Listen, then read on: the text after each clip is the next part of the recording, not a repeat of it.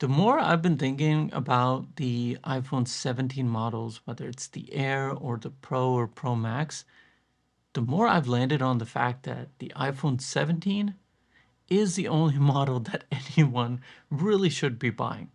Unless you really want something different, so you're going for the Air, or if you fall into the category of taking advantage of Pro features or something like that, and then you're going to go to the Pro or Pro Max models.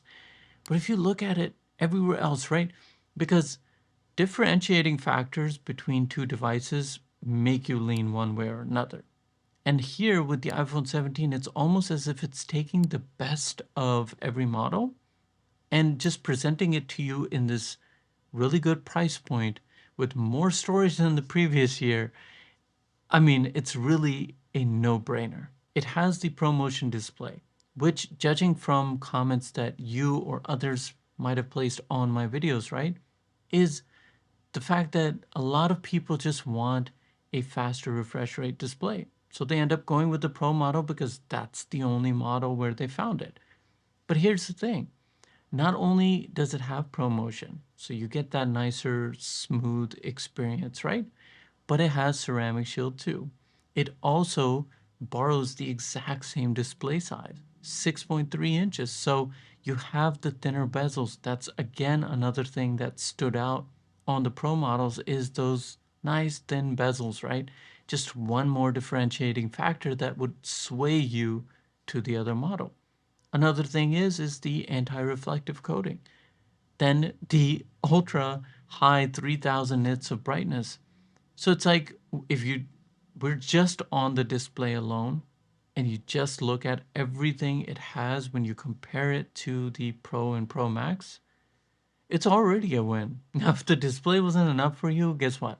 Here's the thing. The camera features are even more enticing. Why? Because, well, it's practically the same options. If you start at the front, you get the same 18 megapixel that's found across the board, the entire lineup. Then you get the square sensor, which will give you that ability for center stage, landscape photos, all of that fun stuff. Then on top of that, you also have features like dual video recording. Now, if you move to the rear, okay, that's where you're going to see one less camera. And that's really the only difference because if you are looking specifically at the pro features, right? Things like ProRes, ProRAW, all of this, right? Video and camera capabilities, those are nice features to have, but most people are not using them. Trust me, I can tell you that 99% of the people don't actually take advantage of these features. If you are not doing anything pro with your camera, ditch the third one. Two are going to be enough because you get one nice wide lens and then you get a nice ultra wide. I'm making do here with the iPhone 16e, taking brilliant photos with just one wide lens, which, by the way, the iPhone 16e has been rendered useless. Like, I know you might be one of the people that was asking me about whether or not the 16e is the right move right now. Well, if you've been holding off and you were looking at the 16e, automatically you got to jump up to the 17 because there's so much more available at this iPhone 17 base model price point that this is not even worth it. It's almost as if Apple just like nuked this phone.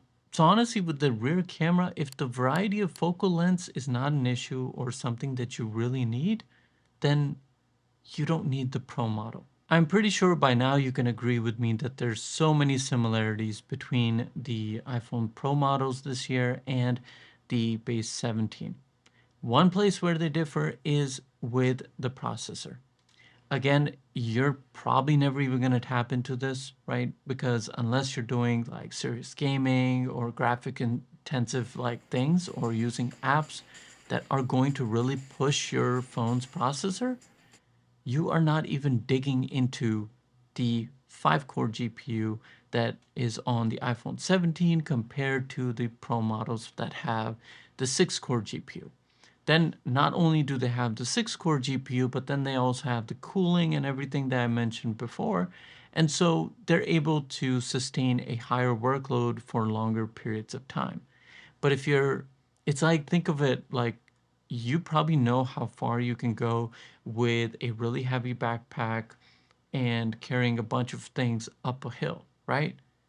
Well, with the Pro model, you're going to be able to automatically go further. Now, for the sake of pointing out differences, the USB-C port on the iPhone 17 is different than the Pro models in terms of speed. And that matters again if you're not taking advantage of pro things like recording videos to hard drives and stuff. This is totally irrelevant. And that's one thing you always got to make sure, right? Is what features are actually relevant. Because if things aren't even relevant, then they don't matter.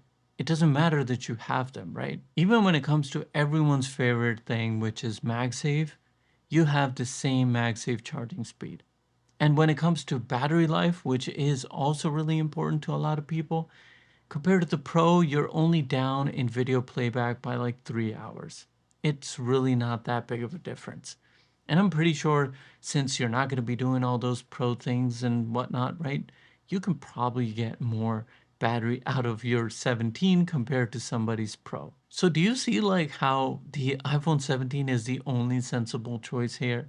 Like in terms of price, features, and everything, unless the missing features are relevant to what you want to do, then in that case, the Pro models will make sense. Or if you want to try something totally new, the iPhone Air, which I keep wanting to say is 17 Air because, like, especially when you're saying like all of these models together, you want to just say iPhone 17 Air, but it's the iPhone Air, which will be the iPhone foldable in the near future.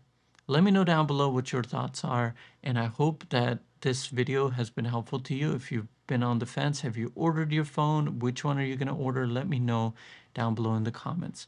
If you found this video helpful, all I ask is just give me a thumbs up, as it'll really help me out in getting this video to other people. And most importantly, like always, take care of yourself, and I will see you in the next video.